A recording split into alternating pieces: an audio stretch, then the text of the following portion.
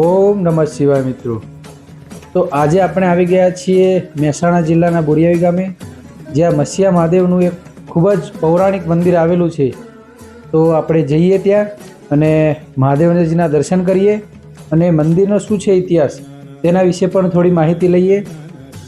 ત્યાં આપણે પૂજારીશ્રીને મળીશું તથા ટ્રસ્ટીશ્રીને મળીશું અને એમના દ્વારા માહિતી મેળવીશું કે શું છે આ મંદિરનો ઇતિહાસ।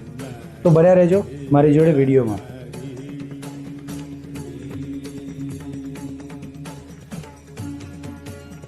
તો મિત્રો, આ છે મંદિરનો મુખ્ય દરવાજો, જ્યાંથી આપણે મંદિરની અંદર એન્ટર થઈશું।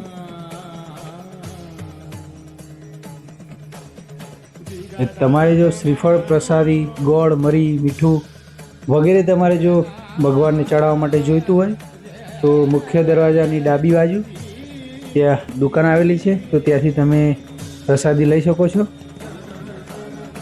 તો ચાલો જઈએ મંદિર તરફ।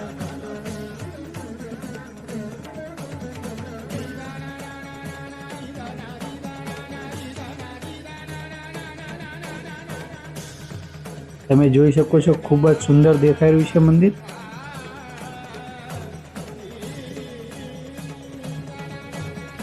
અને મંદિરની અંદર પ્રવેશ થતાં જ એક અલગ જ અનુભૂતિ થાય છે।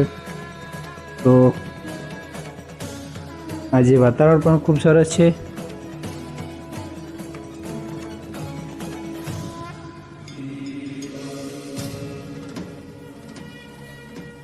મિત્રો, મંદિરની ડાબી બાજુ તમે જોશો તો ત્યાં પ્રસાદીનું કાઉન્ટર રાખવામાં આવ્યું છે, તો ત્યાંથી લોકો પ્રસાદીનો પણ લાભ લે છે।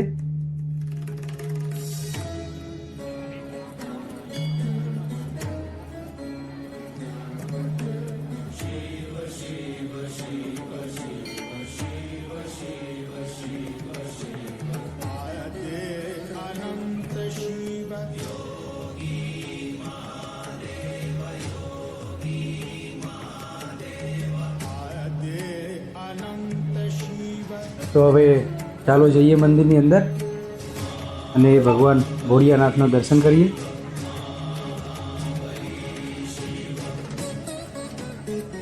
તો કંઈક આવું દેખાઈ રહ્યું છે મંદિર।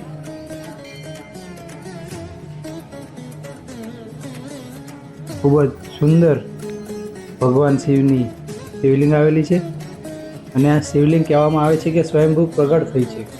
તો આગળ આપણે એના ઇતિહાસ વિશે વાત કરીશું, એમાં જાણીશું કે શું છે આ શિવલિંગનો ઇતિહાસ ને ભોળિયા મહાદેવ અહીંયા કઈ રીતે પ્રગટ થયા તે આગળ આપણે વિડીયોમાં માહિતી મેળવીશું।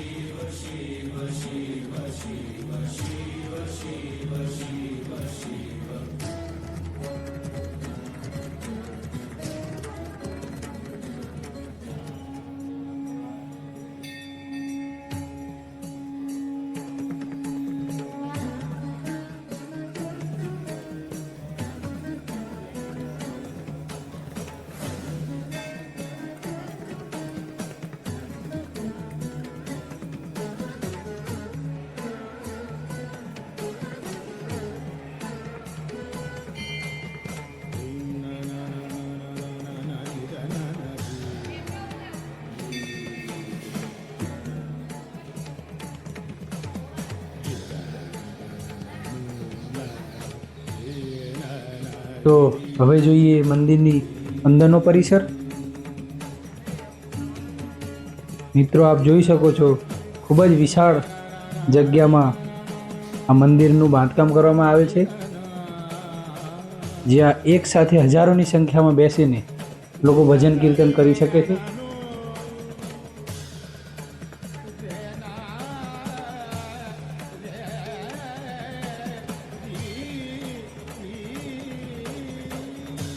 મિત્રો, અહીંની તમે સાફ સફાઈ જોશો તો તમને ક્યાંય પણ ગંદકી જોવા નહીં મળે। તો અહીંયા સાફ સફાઈ ઉપર પણ પૂરતું ધ્યાન રાખવામાં આવે છે।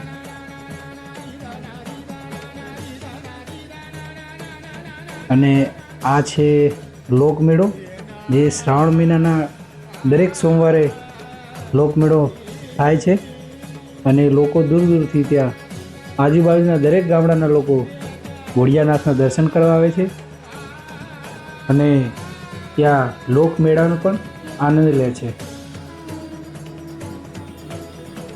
આગળ તમને હું બતાવીશ કે બજાર કેવી છે, ત્યાં લોકમેળો કેવો ભરાવાનો છે તે પણ તમને આગળ વિડીયોમાં બતાવીશ. મિત્રો, હવે આપણે જઈએ મંદિરના મહંત શ્રી જોડે અને એમના જોડેથી જાણીશું કે શું છે આ મંદિરનો ઇતિહાસ. તો જઈએ મહંત શ્રી જોડે. ઓમ નમઃ શિવાય. મિત્રો, તો આજે આપણે આવી ગયા છીએ શ્રી મત્સ્યા મહાદેવના દર્શનાર્થે, જે મહેસાણા જિલ્લાના બોરિયાવી ગામમાં આવેલું છે.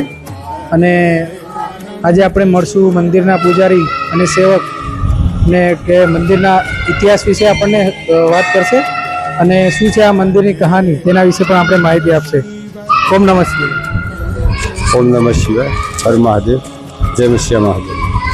મંદિરના ઇતિહાસ વિશે એવું છે કે અમારા બાપ દાદાઓ વખતે જ્યારે અહીંયા બાજુમાં એક ગામ આવેલું છે ખારા કરીને, ખારા ગામમાં એક મહંત હતા. એમની ગોળીને મસા થયા હતા, તો એમણે કંઈ કરતાં પણ મટતા નહોતા. પછી એમને સ્વપ્નમાં ભગવાન આવ્યા. ભગવાને કહ્યું કે જો કાલે સવારે તારી ગોળીના મસા આપોઆપ ખરી જાય તો તું આ બાજુમાં બોરિયાવી કરીને ગામ છે, ત્યાં એક આંબલીનું ઝાડ છે, એના નીચે તું ખોદકામ કરાવીશ તો મારી મૂર્તિ તને મળશે. પછી બાપુએ સવારે જાગીને જોયું તો એની ગોળી ઉપર સંપૂર્ણપણે મસા ખરી પડેલા હતા. પછી બાપુ ત્યાંથી બધા એમના સેવકોની સાથે અહીંયા આવ્યા અને આંબલીનું ઝાડ હતું અહીંયા અત્યારે જે આ મંદિર છે એની પાછળ નવીન બનાવ્યું, એટલે એને ખોદકામ કરીને પછી બહાર સ્થાપના કરવામાં આવી છે. બરાબર. કારણ કે પછી ખોદકામ કરતાં કરતાં જ્યારે કોદાળીનો ઘા વાગ્યો તો એક લોહીની ધારા જેવું નીકળી. પછી ત્યાં ખોદકામ બંધ કરવામાં આવ્યું ને પછી આજુબાજુ માટી સાફ કરીને જોયું તો સ્વયંભૂ લિંગ, જે તમે ફોટામાં પણ જોઈ શકશો કે નિરાકાર સ્વરૂપ. નિરાકાર સ્વરૂપ એટલા માટે કહેવામાં આવે કે સ્થાપિત હોય તો આપણને એનું ગોળ સ્વરૂપ જોવા મળે. નિરાકાર એટલા માટે છે કે તમને પથ્થર જેવું જ દેખાય છે. બરાબર. પછી એનો જે ઉપરનો ભાગ હતો એની સ્થાપના કરીને એક નાનકડું મંદિર બનાવવામાં આવ્યું.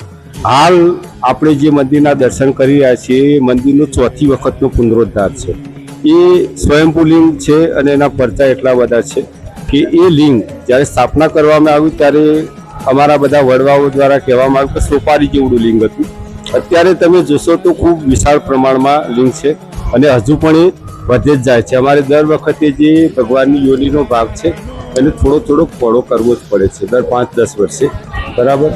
અને બીજું કે એ વખતે ગોળીના મસા મટી ગયા હતા તો બાપુએ જય બોલાવી કે જય મત્સ્યા મહાદેવ. પછી સમયાંતરે ભાષા સુધરતી ગઈ અને મત્સ્યા મહાદેવમાંથી મત્સ્યા મહાદેવ એવું નામ પડ્યું. અત્યારે તો શરીરના કોઈ પણ પ્રકારના રોગો હોય, ચામડીના હોય કે પછી કેન્સર. હમણાં પણ અમારા બાજુમાં એક ગામ છે માખણ, ત્યાંના એક રહેવાસી છે, કેનેડા સ્થાયી થયા હતા. તેમને ત્યાં કેનેડામાં કેન્સર ડૉક્ટરે કર્યું હતું. પછી અમને કહી દીધું કે ભાઈ હવે આ દર્દી બહુમાં 1 મહિનો જીવશે.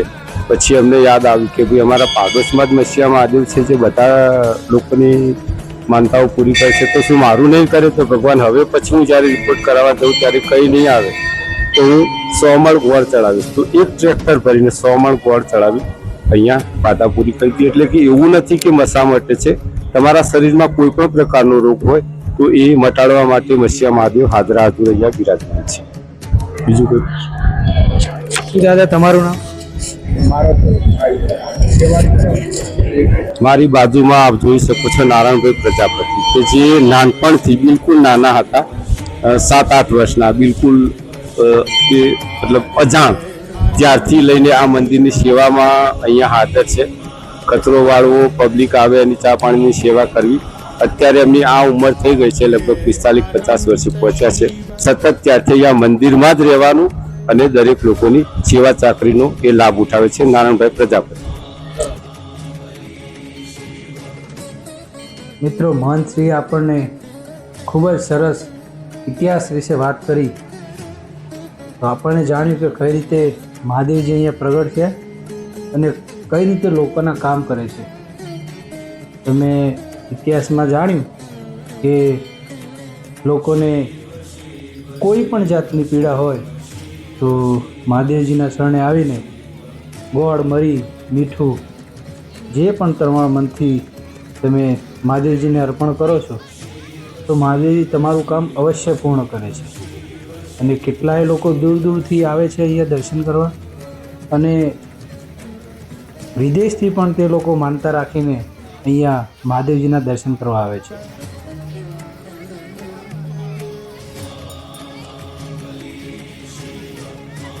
મિત્રો, અહીંયા આરતીનો પણ સમય થઈ ગયો છે. લગભગ સાંજના 7, સવા 7 તે આરતી અહીંયા ચાલુ થઈ જાય છે. તો આપણે આરતી ચાલુ થાય ત્યાં સુધીમાં તમને અહીંયાનો લોકમેળો થોડો બતાવી દઉં, અને પછી આપણે સીધા જઈશું મંદિરની અંદર દર્શન કરવા.